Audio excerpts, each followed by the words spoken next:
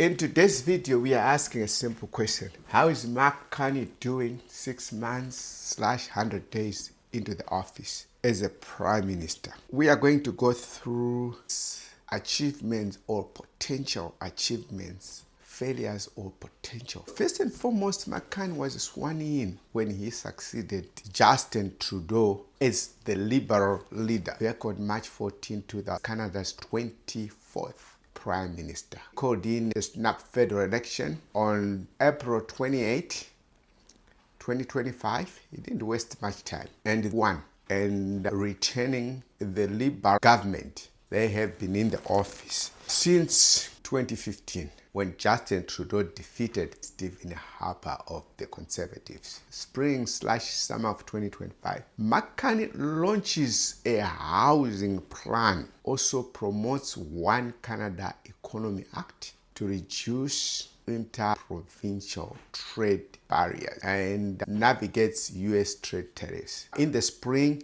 he's told the provinces that by the 1st of July, which was on Canada Day, had to smoothen up, remove inter-trading barriers, as I said in the other videos, that you are all brothers and sisters. You have to smoothen up things. You have to put aside the previous animosities and start working together as brothers and sisters. Because what was then happening was like each province could export its own goods abroad. There was a little interprovincial, and also rode up his sleeve to try and get a deal with the American president, Mr. Donald Trump. Housing ambition. Carney has made housing the centerpiece of his agenda, pledging to double Canada's home building to 500 units. It is the most ambitious housing promises ever made by a Canadian government. Housing has been very expensive. I did a video on housing availability and affordability, that they cost almost double, in some cases double and a half, as compared to our neighbors to the south. I talked about seeing a house here being sold in Canada was going for 800,000 American dollars. I went to North Carolina in the United States in an upscale neighborhood, a similar house, similar design, and slightly bigger in living space, but the house was only $350,000. If you put the amount of money which we sell the house here, dollar to dollar, it's converted the amount to American dollars, you would find that in an upscale American neighborhood, you would get a similar house, if not better, for less than half the price. This is a serious crisis which Mark Carney has on his hands. How is the economy faring under Mark Carney? Domestic demand resilience.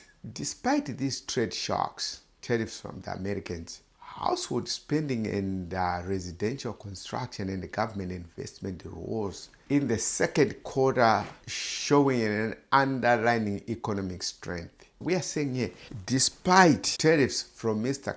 Trump, and of course tariffs, they've resulted in a decline in exports to the United States, but the housing spending and the residential construction and the government investment rose in the second quarter. His government has quickly passed One Canada Economic Act, which aims at break down the trade barriers between provinces and boost national productivity. Quebec can trade with Ontario, and Ontario can trade with Manitoba. Manitoba can trade with Alberta, and Alberta can trade with the Saskatchewan. Those watching outside Canada, in Canada we have 10 provinces. We have 10 provinces and 3 territories. That's what Mr. Carney has done so far. Let's look at the state of the economy briefly under Mr. Mark Carney, Canada's smartest, most educated Prime Minister. Under this and Oxford educated, the only Canadian Prime Minister with a genuine PhD. What am I saying here? In the history of this country, the only other Canadian Prime Minister with a PhD was William Lyon Mackenzie King. Here is what happened with William Lyon Mackenzie King. William Lyon went to Harvard as an instructor. He had a master's in economics as well, and a liberal as well.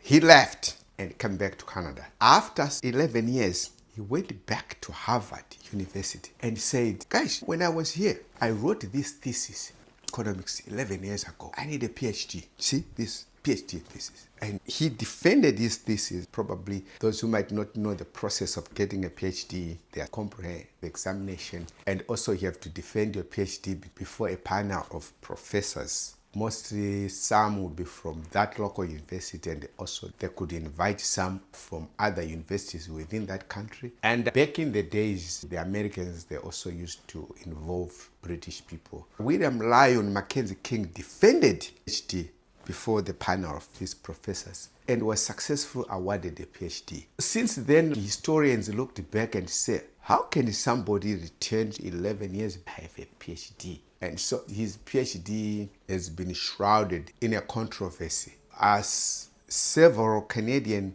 historians or people who were writing the biography of William Lyon Mackenzie King in contemporary times, they approached Harvard and Harvard refused to comment. Famously, so Harvard was approached and refused to comment. I read some series of history of Canada. It actually put an asterisk on his PhD and called it bias PhD. Mark Carney is the only man who has an authentic PhD in Canadian history, excluding the controversial PhD of William Lyon Mackenzie King.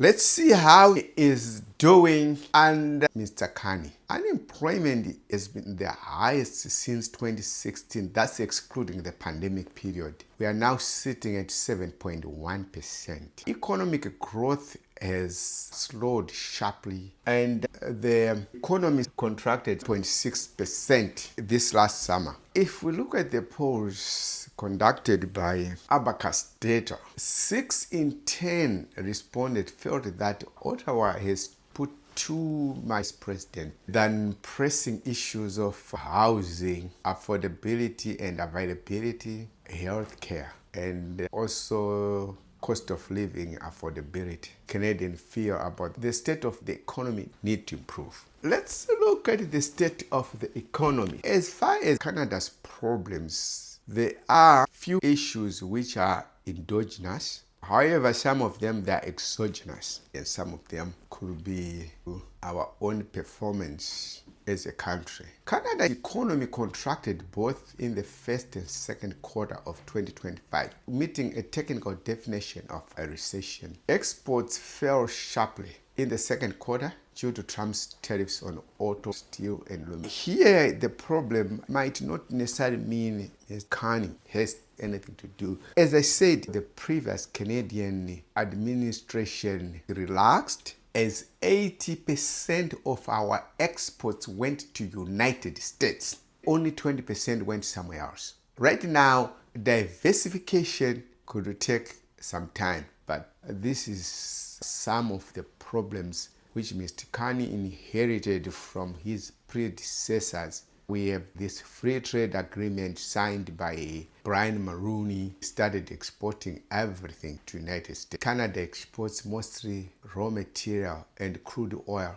buys it back as finished product, which I've never understood since I came to this country. Why would a developed country like Canada be exporting crude oil to America and not build its own refineries? And yet we're Algeria, in North Africa, they refine their own crude oil. Libya, they refine their own crude oil and use it domestically and export some to other countries, even outside African continent. But here we relaxed by having the Americans do everything for us. One day I was in this fast food chain and I was trying to order my favorite sandwich. Then I said, can I have this sandwich? Oh, we didn't receive shipment today of this kind of meat. I said, are you going to receive it later this afternoon? No, it comes only early in the morning because it comes from this state in the United States. You mean Canadians cannot process meat here in order to make a sandwich? They have to depend on Americans to process meat? This is ridiculous.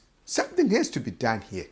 Trade strategy. Let's look. He rolled back Canada's retaliatory tariffs. There are people who are trying to scold our prime minister, or who are trying to talk bad about our prime minister on retaliatory tariffs, even if when they were initiated by Justin Trudeau back then. I made a video that Canadians will be hurting. Let's look at things which we export to America. Aluminum, crude oil, and critical minerals. Most of the exports to America from Canada, they are raw materials extracted from nature, but we import finished products. One day I went into this electronic store. I wanted to check some of the electronics, which ones come from United States. I would say over 50% of their electronics came from United States. Some of them, they came from South Asian countries like South Korea, countries like Japan.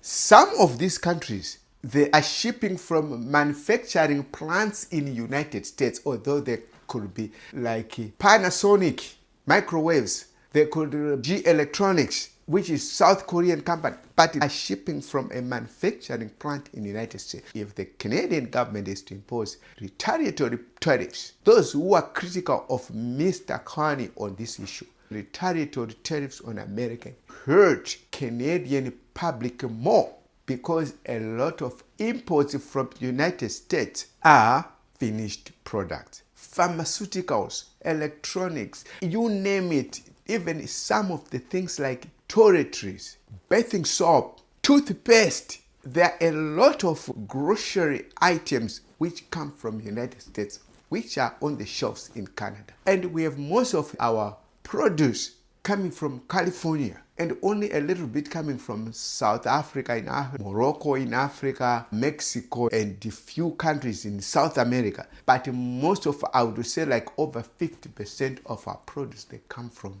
the United States. Removing retaliatory tariffs on American products, Mr. Carney, is a very good move. He also removed this planned digital sales tax. In this case, he was trying to curve in to Mr. Trump so as to get a deal.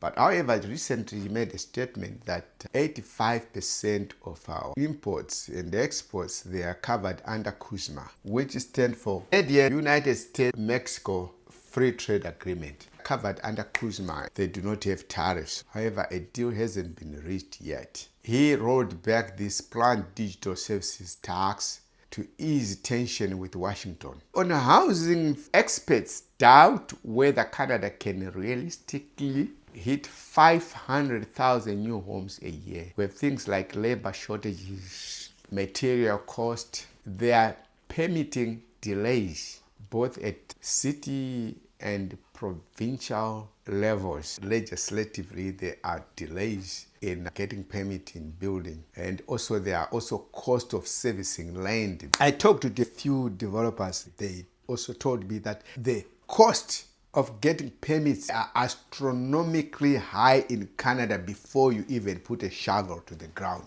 They gave me some figures. The figures vary depending with the city and the provinces. To go through them would be beyond the scope of this video. According to my own assessment, if Canada was able to build about 500 to 800,000 new homes a year, that would be more than sufficient, but they are building very far below that level. We are only 40 million people. We don't have large populations. We have a lot of third world countries which have a landmass far less than ours, but with 3 times the population of this country. On Mr. Carney, Canadians are cautiously supportive, but they expect quick results. People were surveyed. About 56%, which is more than half, approve Carney's early direction, which he is taking the country. But people are skeptical. Some, they're even cynical whether this promise will translate into real outcome, assuming that this balance could swing quickly depending on the 3 key factors. Here we're talking about Mr. Support. Thus, whether housing starts and affordability show measurable improvement. 3 key issues on Canadian minds: cost of living,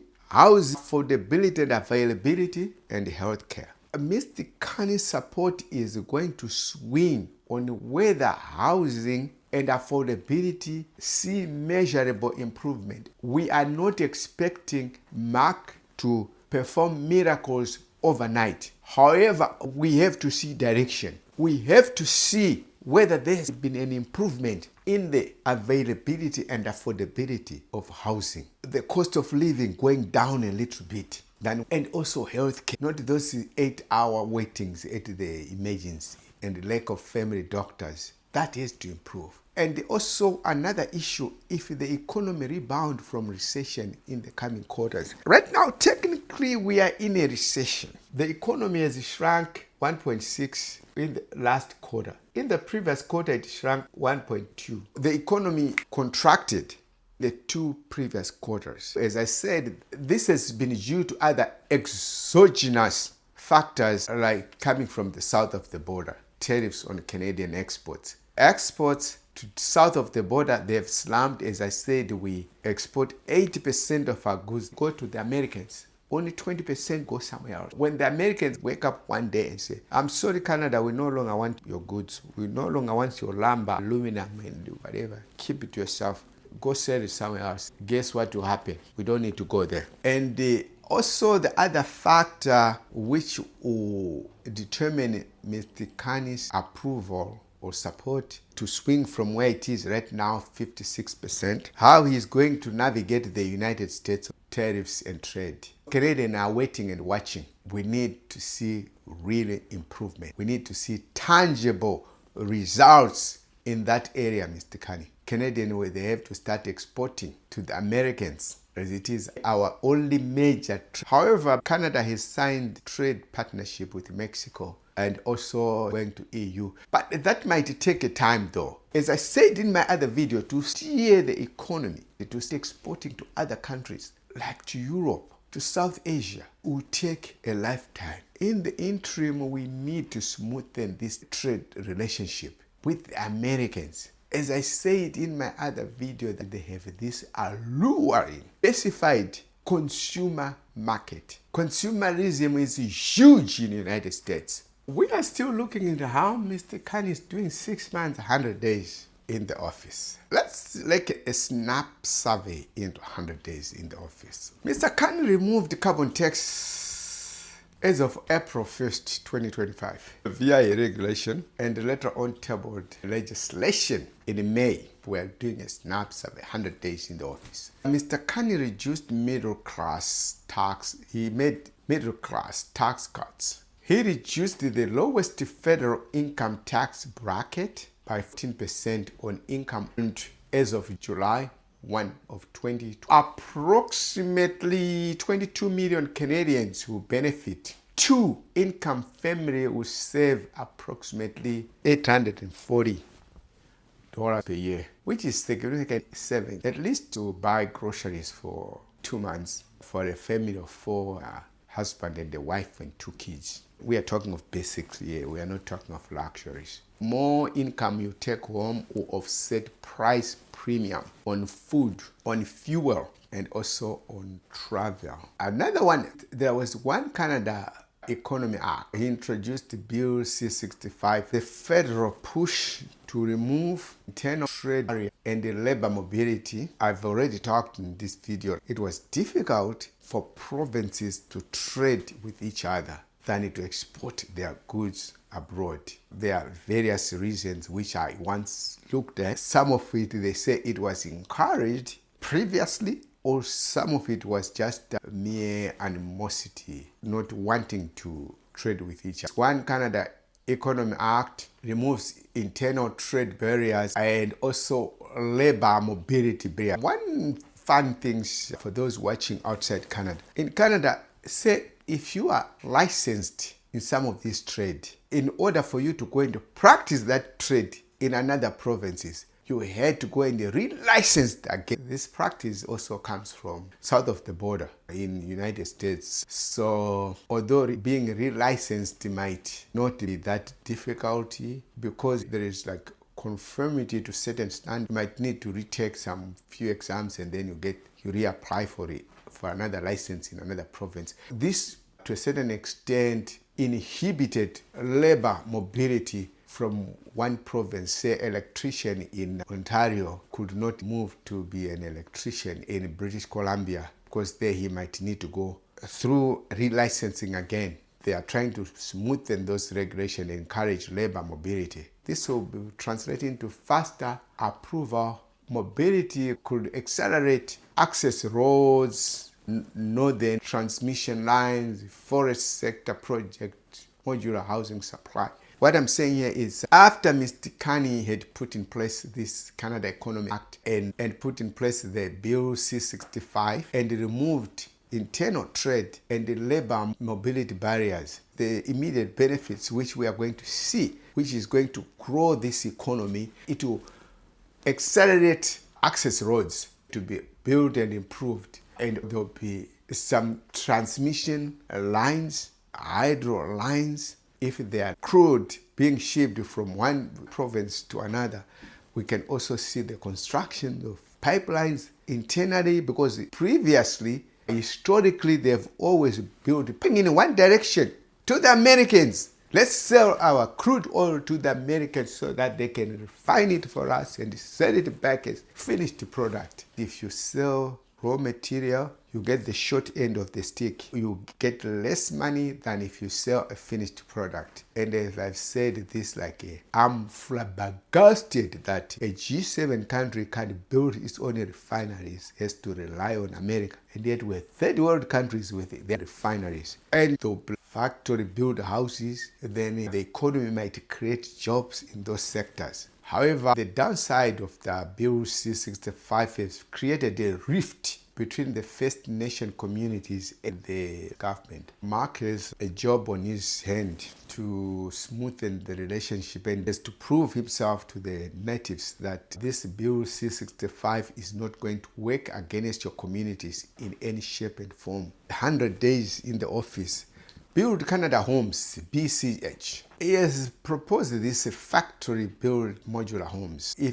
How is that going to translate into economic growth internally within Canada? More demand for northern lumber. Instead of lumber just being sold to the Americans, it will also be sold to other provinces and create jobs in those provinces where the lumber will be coming from. And also these modular homes, there will also be demand for refurb lots where they are going to refurbish those houses. Also, there will be demand for skilled trades, people who are trained in home building, carpentry, electrician, plumber, all those people. There will be a high demand. This will create jobs for those people. However, the last time I checked, it was at consultation stage. They haven't put a shovel in the ground or start putting some lumber together and start constructing these homes. His first 100 days in office, Mr. Carney has want to increase defense spending. And this now spending has to reach the 2% of the gross domestic product. And that's in this fiscal year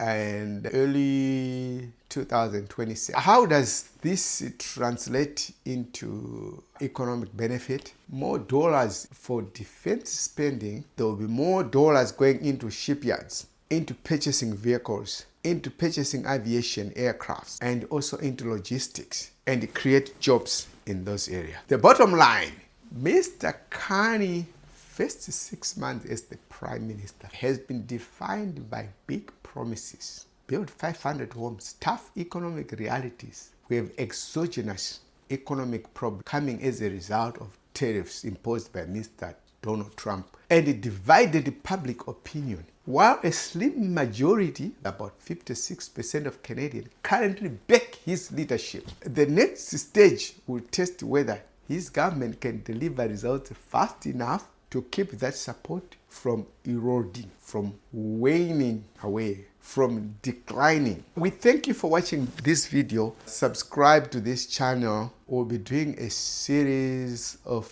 the state of the Canadian economy under Mr. Mark Carney, how he's doing. Thank you very much for watching. Please subscribe.